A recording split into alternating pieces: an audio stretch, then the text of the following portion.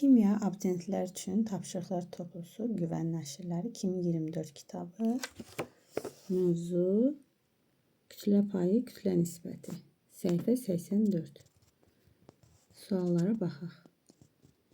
Birinci sual. Hansı molekulda elementlərin kütlə nisbəti doğru verilmişdir?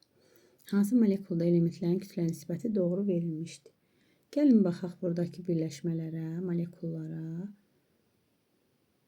Burada elementlərin kütlə nisbətinin necə olduğuna baxaq. Birinci elementimiz C2H2 A variantı. Burada 24-2 olur 12-1. İkincimiz 2S, kuprum 2S. 128-32 olur 4-1. Üçüncü CS2 12-64 olur 3-8. D variantı H2S 2-32 olur 1-16. Y variantı kuprum S 64-32 olur 2-1. Demək burada C variantında veribdi 3-8. Amma biz burada baxsaq görərik ki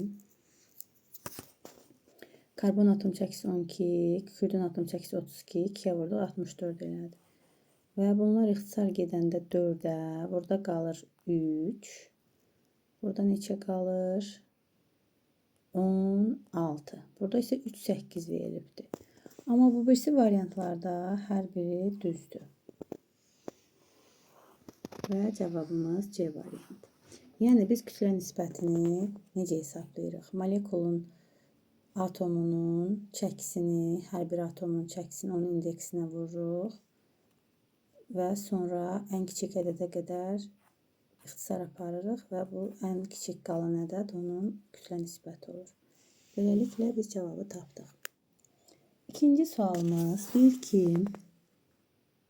maqnezium CO3 birləşməsində elementlərin kütlə nisbətini müəyyən edin. Demək, maqnezium CO3. Maqnezium 24-dür, karbon 12-dir, burada oksigen 16-dır, 3-ə vuranda eləyir 48. Və beləliklə bunu ixtisar aparsaq, burada qalır 12-nin özünü ixtisar aparırıq. 2, 1 və 4. Gəlin baxaq görək, həmən cavab hardadır?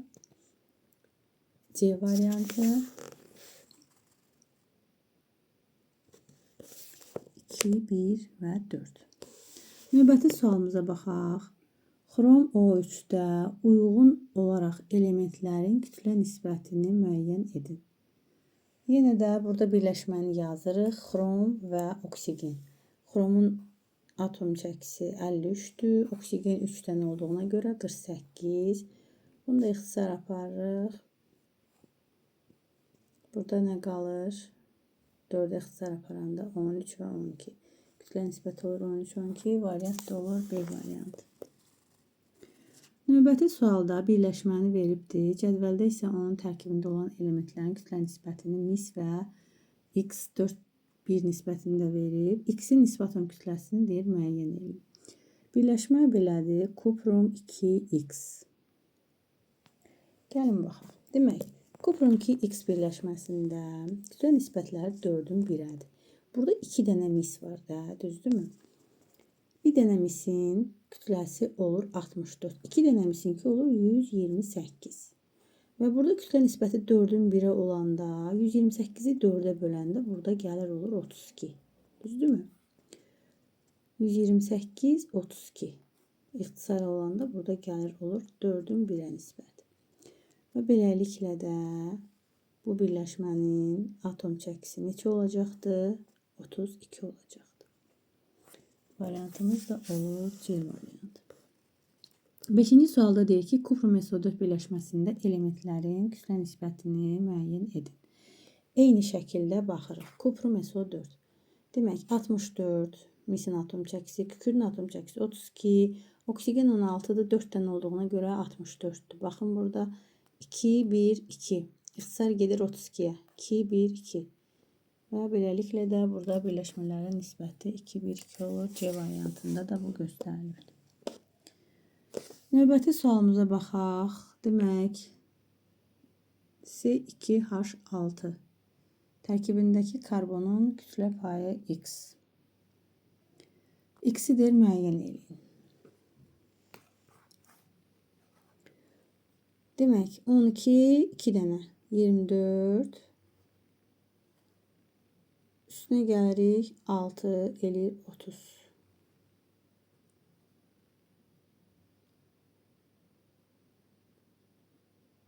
Altıncı suala baxırıq. Aha.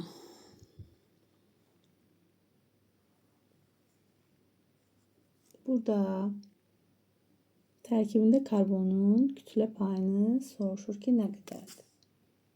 Biz molekul çəkisini hesabladıq ki, 30'dur.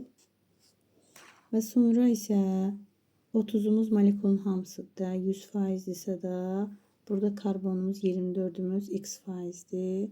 Və x isə bərabərdir. 24 olsun 100 bölünsün 30 da bərabərdir 80. Bunu düsturda da yerinə qoya bilərik. Burada da yenə də maddənin atom çəkisini bölürük. Ümumi molekul çəkisinə vururuq 100'ə. Və cavab alınır 80%. 7-ci suala baxırıq. 7-ci sualda deyir ki,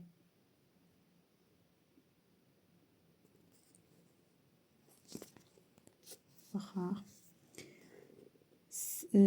CXHY. Bu birləşmədə maddənin nisbi molekul kütləsini müəyyən edin. Maddədə karbonun kütlə payı 75%.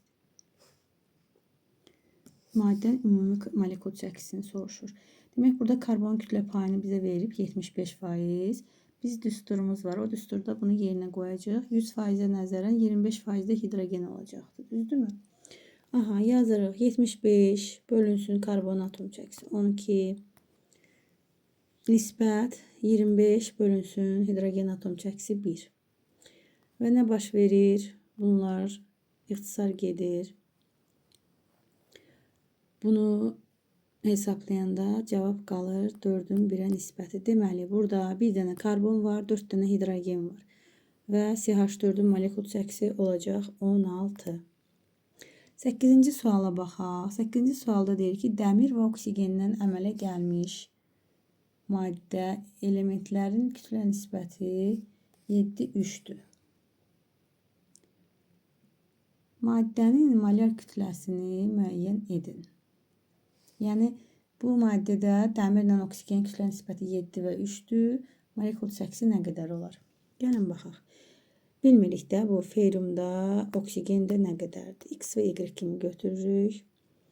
Və 7 və 3 nisbətini onların molekul atom çəkilərinə bölürük. Demək, 7 bölünsün 56, 3 bölünsün 16. Və nə baş verir? Bunu nisbətini əksinə yazırıq, vururuq. 7, 56, 16, 3.